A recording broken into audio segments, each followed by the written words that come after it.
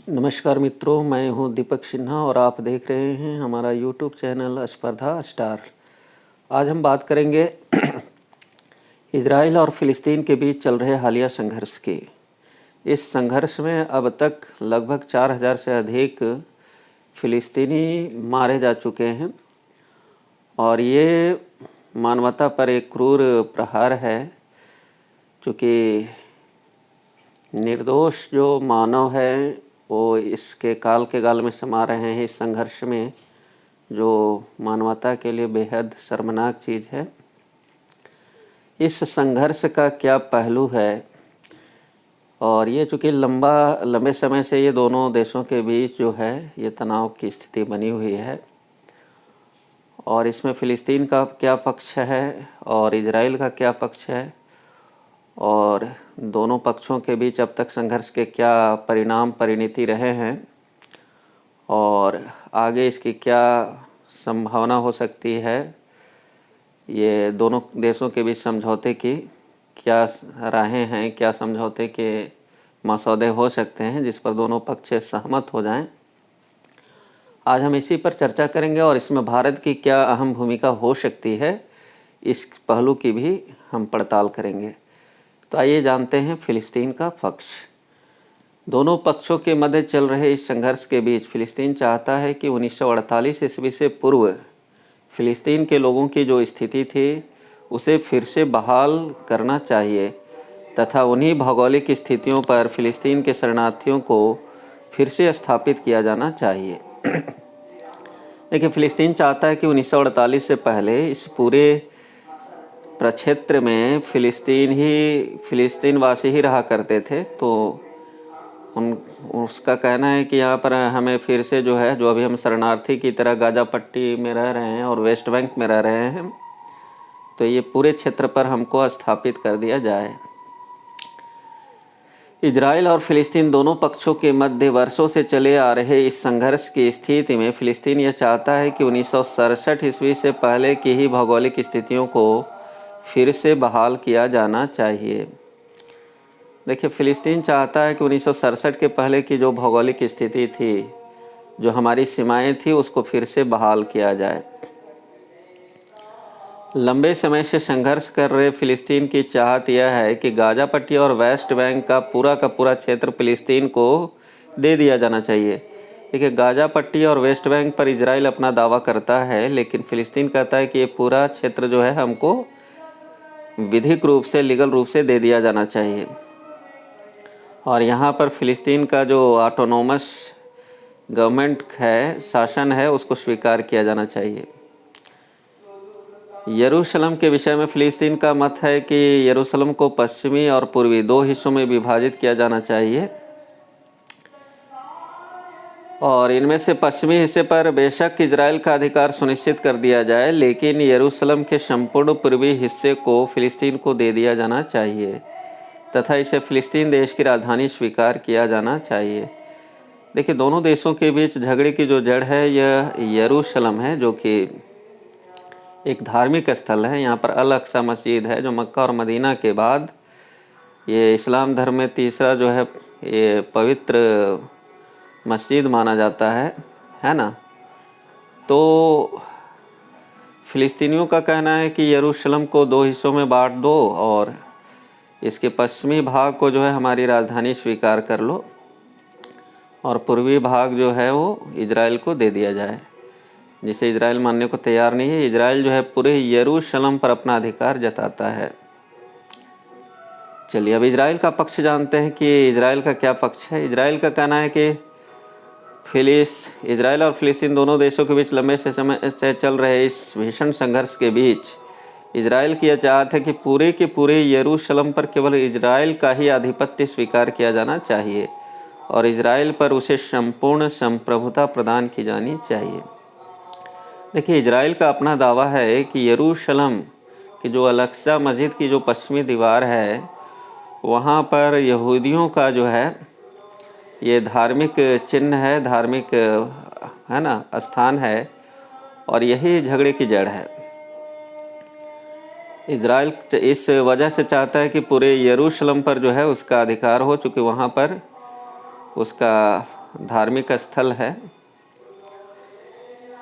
इसके अलावा इजराइल की यह चाहत भी है कि वैश्विक स्तर पर इजराइल को एक यहूदी देश के रूप में मान्यता प्रदान की जानी चाहिए और संपूर्ण यरूशलेम को इजराइल राज्य की राजधानी के रूप में स्वीकार किया जाना चाहिए। देखिए, इजराइल ये चाहता है कि वो विश्व का एकमात्र यहूदी देश है, तो पूरा अंतर्राष्ट्रीय जो है बिरादरी उसको एक यहूदी देश के रूप में मान्यता प्रदान करे और यरूशलेम को इस इजराइल राज्य की राजधानी के रूप में पूरा विश्व माने, स्वीकार करे।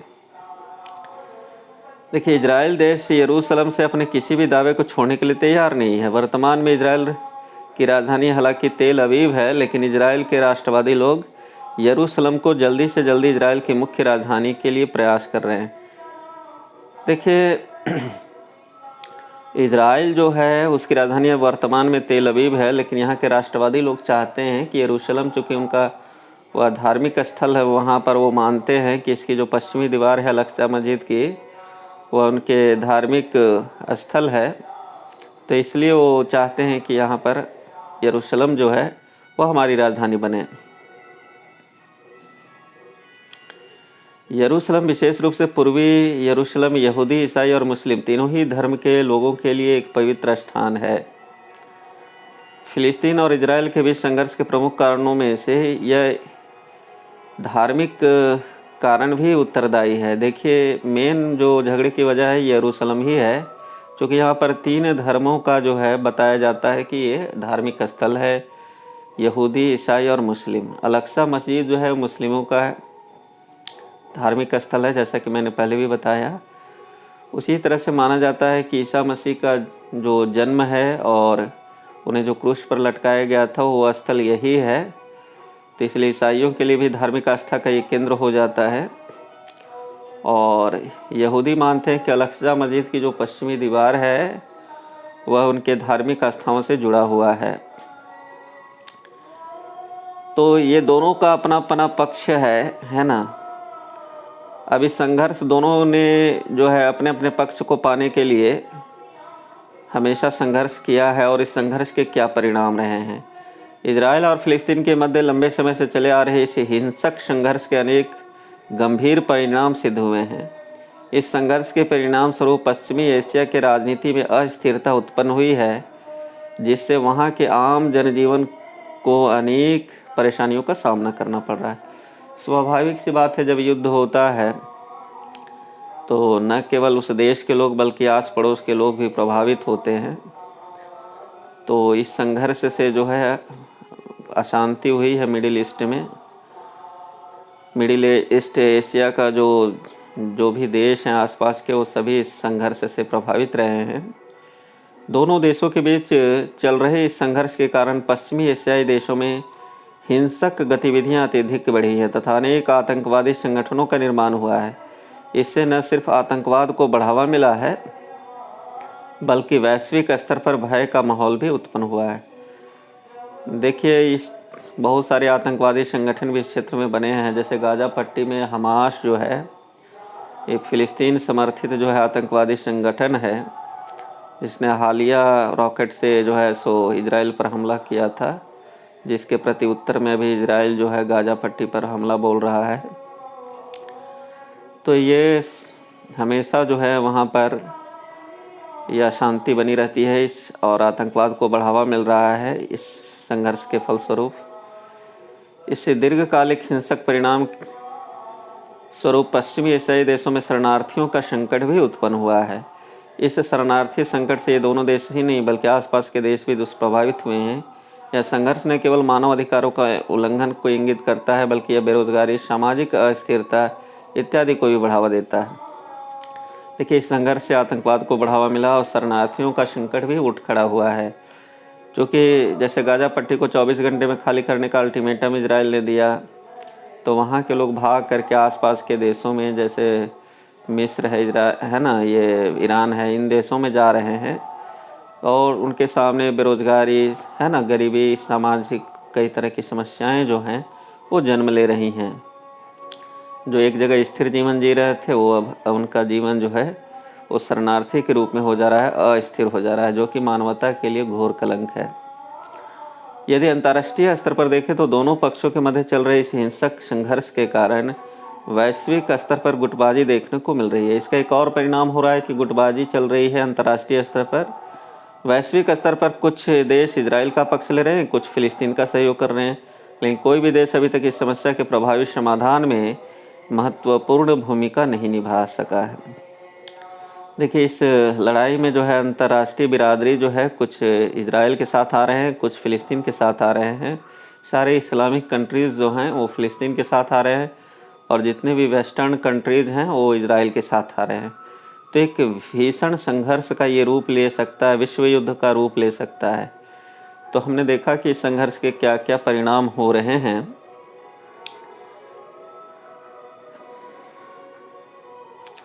अब इस संघर्ष के मद्देनज़र भारत की स्थिति, भारत इसमें क्या भूमिका निभा सकता है।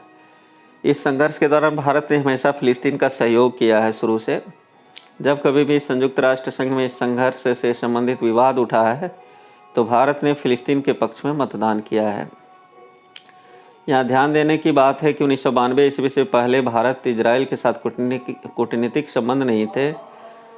1992 ईस्वी में पहली बार भारत ने इजराइल के साथ अपने कूटनीतिक संबंधों की शुरुआत की थी। देखिए, इजराइल देश को भारत मान्यता नहीं देता था। 1992 ईस्वी में पहली बार जो है दोनों के बीच डिप्लोमेटिक संबंध जो है वो स्थापित हुए थे।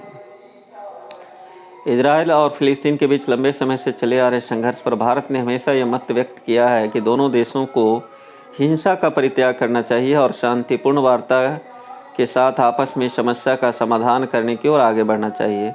दोनों देशों को हिंसा की ओर कदम नहीं बढ़ाने चाहिए और इस परिप्रेक्ष्य में यदि आतंकवाद को बढ़ावा मिलता है तो वह संपूर्ण मानवता के लिए बड़ी विडंबना है।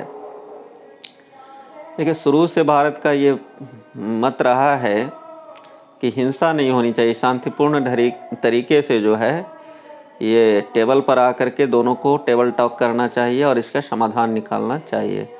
अब यदि इस संघर्ष में, इस हिंसा में आतंकवाद को बढ़ावा मिलता है तो ये बेहद शर्मनाक है मानवता के लिए, क्योंकि भारत भी कश्मीर में इस तरह की समस्या को झेल रहा था।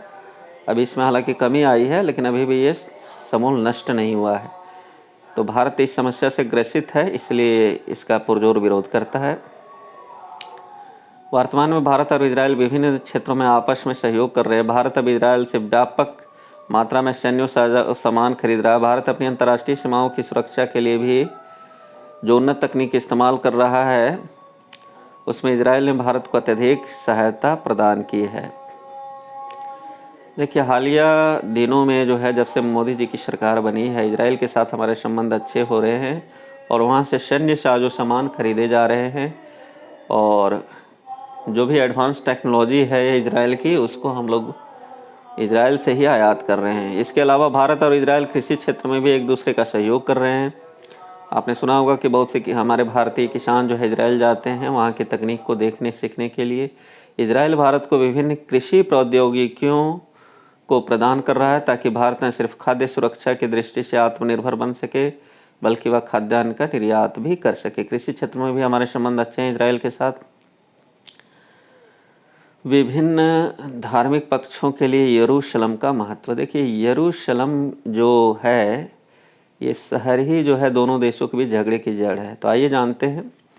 यरूशलेम एक ऐसा पवित्र स्थान है जो ईसाई, यहूदी और इस्लाम तीनों ही धर्मों के लिए बहुत अधिक धार्मिक महत्व रखता है। हिब्रू बाइबल यहूदी धर्म की एक पवित्र धार्मिक पुस्तक है।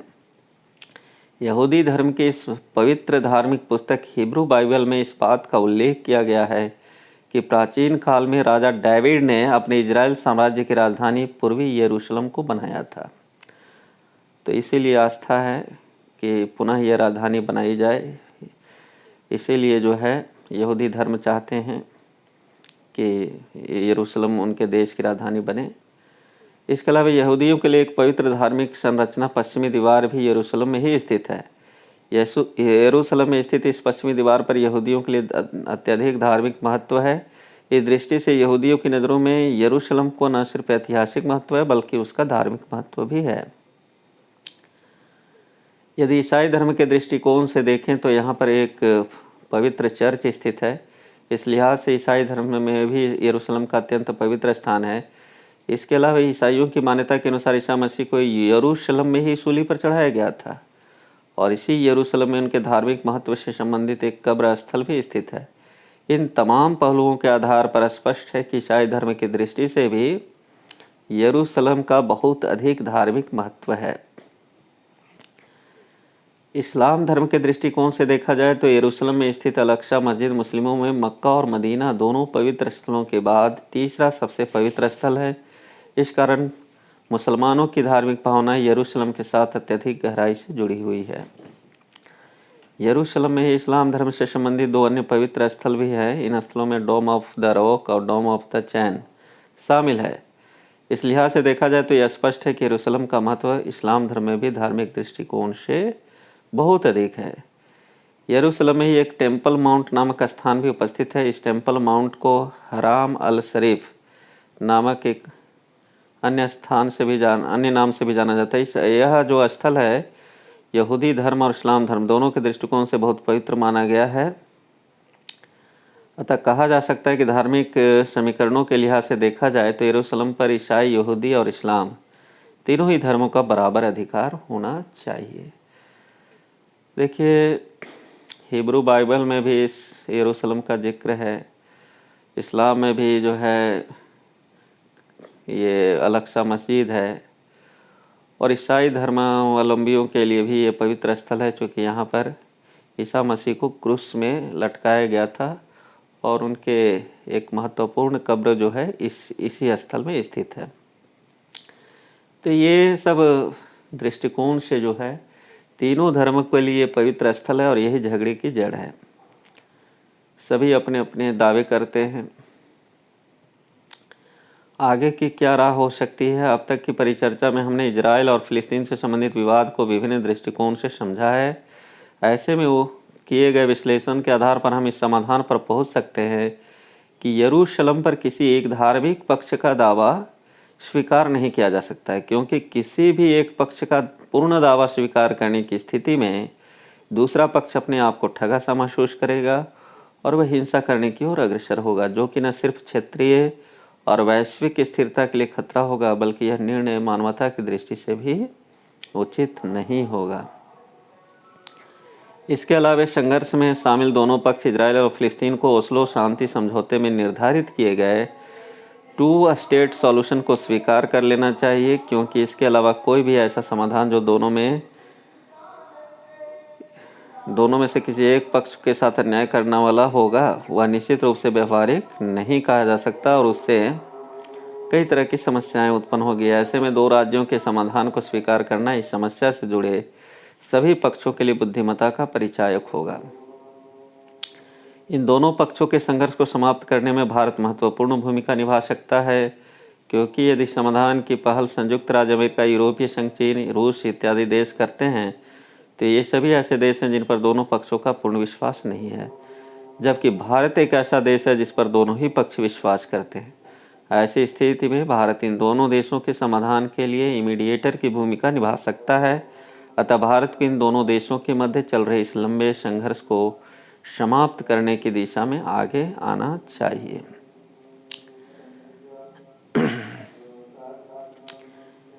इस प्रकार हमने इजराइल और फिलिस्तीन के विवाद से संबंधित विभिन्न पहलुओं पर एक समग्र चर्चा की है। ऊपर किए गए विश्लेषण के आधार पर हम कह सकते हैं कि इजराइल और फिलिस्तीन के बीच लंबे समय से चल रहा यह संघर्ष विश्व की विभिन्न सबसे जटिल समस्याओं में से एक है। इसलिए इससे संबंधित विभिन्न पक्षों तथा विश्व के प्रमुख महाशक्तियों को अपनी जिम्मेदारी भली भांति समझना चाहिए और इस समस्या के समाधान के लिए सार्थक कदम उठाने चाहिए। इसके अलावा विभिन्न अंतर्राष्ट्रीय संस्थाओं को भी इसे गंभीरता से लेना चाहिए और इस समस्या के समाधान की तरफ आगे बढ़ना चाहिए, ताकि इस क्षेत्र में लोगों के जो ह्यूमन राइट है, मानवाधिकार है, वो सुरक्षित किया जा सके और उन्हें एक बेहतर जीवन प्रदान किया जा सके। चलिए मिलते हैं नेक्स्ट एपिसोड में। तब तक के लिए आप सभी का बहुत बहुत धन्यवाद। और इसी तरह की राष्ट्रीय अंतर्राष्ट्रीय परिचर्चा के लिए आप हमारे चैनल से बने रहें। और अभी तक यदि आपने हमारे चैनल को सब्सक्राइब नहीं किया है तो आप सब्सक्राइब कर लें। चलिए मिलते हैं नेक्स्ट एपिसोड में। तब तक के लिए सभी व्यूअर्स का बहुत बहुत धन्यवाद।